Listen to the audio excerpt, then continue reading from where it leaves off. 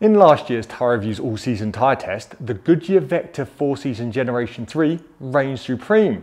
But in the last 12 months, a lot has changed in the world of all-season tyres. The only two tyres in this year's test that were the same as last year's test was the Goodyear Vector 4-season Generation 3 and the excellent Continental AllSeasonContact. Alongside those tyres, I have the brand new Nokian SeasonProof, the brand new Vredestein Quatrac, the updated Avon AS7 Generation 2, the updated Bridgestone WeatherControl A005 EVO, the updated Pirelli Cinturato All-Season SF2, and what I hope will be the very first test of the new Michelin CrossClimate 2. Also, as with last year's test, I've included a summer tyre and a winter tyre as references to see exactly where the all-season, all-encompassing tyres lose out to their more specific brothers. Let's go get testing. The lap here at Valhouling is quite a short lap and there's only one big braking zone, but what it is a really good test of the tyre's lateral stability. So it's a good workout for the tyres, especially that right front. And also, thanks to some cool Austrian spring weather, we are testing at around 4 degrees, which is really fortunate and a lot better than last year's all-season test, which was around 40 degrees, way too hot for these tyres. The worst tyre of dry handling test, and you might get used to this, is the Star Performer, which definitely didn't live up to its name. Now, the tyre didn't feel awful to drive on. It was balanced. It wasn't giving you any nasty surprises. It just didn't really feel like it had grip in any direction, forwards, backwards, left or right. So it posted the slowest time. But also, now I've got here and studied the tyres, this tyre was definitely bought as an all-season tyre from an all-season section of a website, but it has winter written on the side. So what I might have done is included a budget winter tyre. So we're just gonna have to start that one out a little bit. Next up was Avon and Nokian. Now, the Avon actually felt quite nice subjectively. It felt kind of sporty of the all-season tyres, and it was one of the more enjoyable tyres to drive on, but it just didn't really have the grip to back it up. And the Nokian, again, the Nokian was a really pleasant tyre to drive. It didn't give you any surprises. Everything was progressive. It gave you some quite decent feedback through the steering wheel, but it just didn't quite have the grip. So two tyres there that were enjoyable to drive, but just not quite up there with the best. The Bridgestone and Goodyear were next. Neither of these tyres were particularly dynamic or sporty feeling. It's a little bit harder to place the car and really work out what's going on underneath. And across the 4 laps we average out, both of them struggled with the heat a little bit more, dropping off their pace more. But as these are all season tyres and you generally don't do this kind of thing to them, we shouldn't hold that against them. The new Pirelli and Conti were next up. Now, the Pirelli, not the best levels of feedback, kind of mid-back feedback, but good time. And the Conti, you know what, I surprisingly enjoyed this. We test blind, so I don't know what I'm driving on when I'm testing. And then after it, when I go through all the test order and get what tyres I was actually driving on, I was like, that was the Conti, because I don't remember it being that sporty feeling in previous tests. But in this size, it did well. I really enjoyed it, fair play. The Vredestein was in second place. Now the Vredestein, you can't argue with the grip, but it felt a bit like a blunt instrument. Didn't really tell you a whole lot of what was going on under the front wheels, but I mean, the grip was there and it's an all-season tyre, so who's to argue with that? And the original master of dry in the all-season category, the Michelin CrossClimate, lived up to its hype, lived up to its name, lived up to its predecessor, and was the fastest in the dry, and it was the most summer feeling. As for the winter and summer tyre, well, the winter tyre felt like an old friend. It was very predictable, pleasant to drive, but just didn't have the most grip. It's a winter tyre. It's designed to work really well in cold conditions, and that's where I'm sure it'll excel in. And as for the summer tyre, well, as this is a 16-inch size, the difference between the summer and all-season tyres wasn't as vast as maybe I've experienced it in the past, and the Golf 8 kind of does a good job of hiding all the subjective differences anyway. But everything did feel just that little bit tighter, a little bit more accurate, and a little bit more responsive on the summer tyre, as you would expect, because it's not a Cyp tyre designed to work in snowy conditions.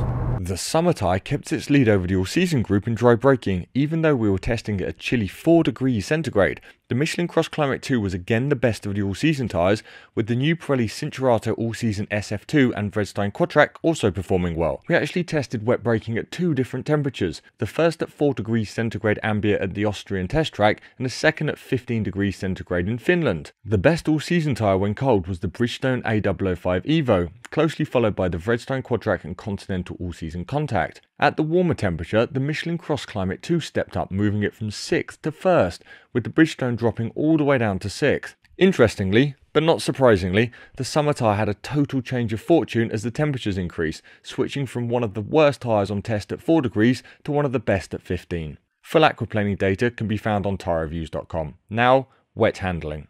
It's even cooler now we're doing wet handling. It's hovering between 2.5 and 3 degrees centigrade, which is really nice for these all-season tyres. Not so nice for the summer tyres, we're about to find out. Back at the back was the budget all-season / winter tyre, whatever we decided it was. This time it was over 7 seconds behind the best tyre on test. 7 seconds. And if that doesn't sound like a huge amount while you're listening to it, trust me it is when you're driving.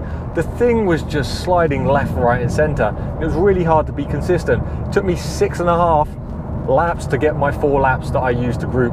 It was the only tyre I really struggled on to get consistent lap times, but that's the budget tyre. That's what you get from cheap tyres, as we've learnt time and time again. The rest were actually pretty good. Next up was Nokian, Avon and Continental. Now all these tyres were about 5% off the best, or 2.5 seconds a lap, and they all had a very similar subjective feel. I enjoyed driving on all of them. They were kind of dynamic, you knew what was going on underneath you, you just didn't quite have the grip to back up to match the very best in the test. Next up were Pirelli and Michelin. While both these tyres were faster than the previous group, they just weren't quite as nice to drive on. You didn't get quite as much information and you didn't get quite as much detail, but like I say, the high levels of grip mean a faster lap time, so fair play to those two. A little bit disappointing for the CrossClimate too, because it did build on the CrossClimate's wet performance and it has improved it, so to not quite be at the sharp end again, I'm a little bit surprised, but maybe we'll get some payback in the snow. Goodyear and Bridgestone were up there in 3rd and 2nd, about 1.5 seconds off the best. Both of these much nicer to drive than the previous set of tyres. The Goodyear, just nice all round, didn't give you any surprises, really nice tyre to drive on in the wet, as we've found before. And the Bridgestone, now the Bridgestone was doing its usual trick. It was mega on the wet braking, really, really strong. Didn't quite back it up laterally. Now if it had, it could have possibly got close to the test winning Vredestein. And if you didn't pick up a second ago, 1.5 seconds faster in the wet. 1.5 seconds. It was like a different category of tyre. I thought I'd bolted on a set of wets or something. Got out on track, the thing felt sporty, it felt direct, which was surprising after dry handling, and it was just an absolute joy to drive on. The grip, outstanding. I don't know what Vredestein have done with this new Quatrac, but if you want an all-season tyre that works exceptionally well in the wet, it's got to be the Vred. As for the summer and winter reference tyres, well, the winter, once again, a joy to drive, was just lacking that extra grip in all directions. And the summer tyre, well, testing this in the wet at 3 degrees after testing a bunch of all seasons, you could see where the all seasons really bring the benefit.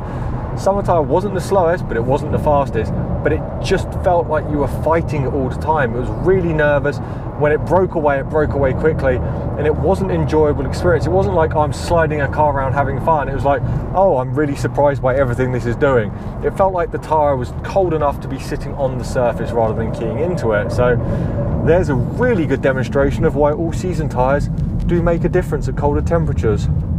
Unfortunately, due to travel restrictions during the winter testing window, I was unable to get to Finland, so instead hired a Finnish independent test driver to perform the winter testing for me at Nokian's impressive White Hell facility. Michelin promised a big improvement in snow performance with the CrossClimate 2, and they certainly delivered it in the snow traction test, with the French tyre leading the pack by nearly 2%. The Goodyear started coming into its own with a 2nd place, and the new Pirelli rounded out the top 3.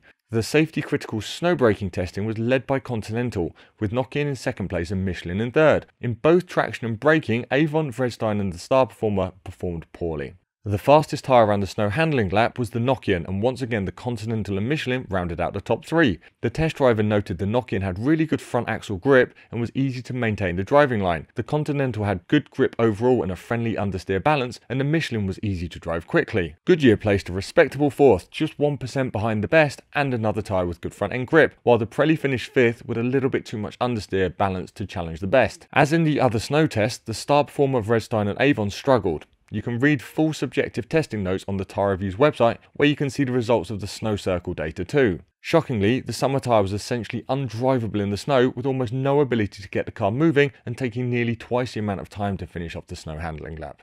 Comfort testing.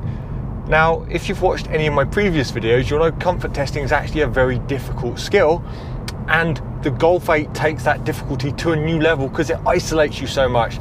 That combined with a 16-inch high sidewall all-season tyre and these perfectly smooth Austrian roads, it's been a bit difficult task. Now, I have been running for hours and hours doing comfort testing, and there was a reference tyre, so we did reference 1, 2, reference 1, 2, reference 1, 2. So every tyre was compared to a reference tyre to get that balance back to a centre point. And what can I tell you? Well, the summer tyre was the least comfortable, not by a huge margin, but by enough to be noticeable. That directness you get on track, that sharpness you get, kind of transmits through into the cabin, so everything just comes through a little bit more. The other all-season tyre that was perhaps not the most comfortable, it wasn't uncomfortable, but if I had to pick one to be like group 3, it would be the Avon. Again, it felt a little bit tighter in the carcass, and doing the old sidewall squidge test, it was one of the firmer sidewalls. The rest of them were pretty much indistinguishable. Put a gun to my head and say you want the least of the road imperfections transmitted into the car cabin, I think it would be the Goodyear or Nokian, and maybe the Pirelli. These were consistently, on all the different surfaces I tried, these were the most comfortable tyres in my opinion. Sadly, we haven't had the opportunity to do accurate internal noise testing as we have in previous tests, but we have been able to do external noise, so I'll put that data on the screen now. As with last year's all-season tyre test, I'll be presenting the final results using a traditional all-season score weighting, which balances the dry and snow performance of the tyres equally overall and gives a little extra priority to the wet. Also, like last year, at the end of the results, I'll give you the mild climate all-season tyre recommendations, where snow only gets 5% of the weighting and the dry and wet performance of the tyres becomes a much bigger influence. In last place is the Star Performer winter all-season tyre. Whatever it is, it followed the age-old adage that a cheap purchase price means poor performance, finishing last or nearly last in every single test and offering very low levels of grip, particularly in the wet. Its best result was 6th in snow braking, but if it is a winter tyre in an all-season tyre test, that's hardly anything to write home about either, and during wet braking, it stopped the goal of nearly 10 metres behind the best. 10 metres! As always with tyres, buying cheap certainly isn't the way to get yourself good grip, and I definitely can't recommend this tyre based on this test. Significantly ahead of the budget tyre was the Avon AS7 Generation 2 in 8th overall. Avon's best result came in the warmer wet braking, where it placed 3rd, which might indicate its compound is more summer biased than all season. Further evidence as it struggled in the cooler wet conditions of wet handling and was the worst tyre overall in the snow.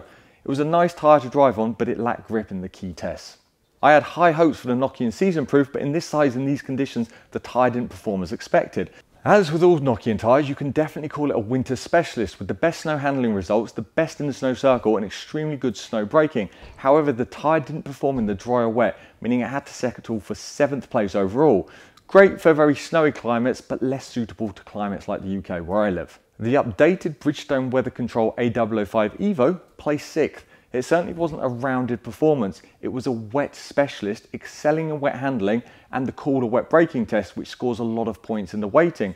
Interestingly, it was one of the tyres with a big difference between the two wet braking results, with the compound certainly seeming to prefer or perform better at the lower temperatures. It was mid-pack in the snow and struggled in the aquaplaning test, making this an all-season tyre more suited to the milder climate. The reigning champion Goodyear Vector 4 Seasons Generation 3 has to settle for a surprising 5th place overall. As with last year's test, the tyre was a well-rounded tyre and performed well in nearly every test. It was fast around the wet handling lap, okay in dry handling, good aquaplaning resistance, good in the snow, low noise and low rolling resistance. So why does it end up in 5th? Well, in this test it struggled in the dry and wet braking compared to the best, and as that has the highest influence in the overall scoring, it ends up really hurting the final results. It would be easy to assume that this is the price of progress, as this has gone from one of the newest tyres on test last year to one of the oldest this year, but I'm also wondering if the higher than usual grip surface used for braking didn't really suit the tyre.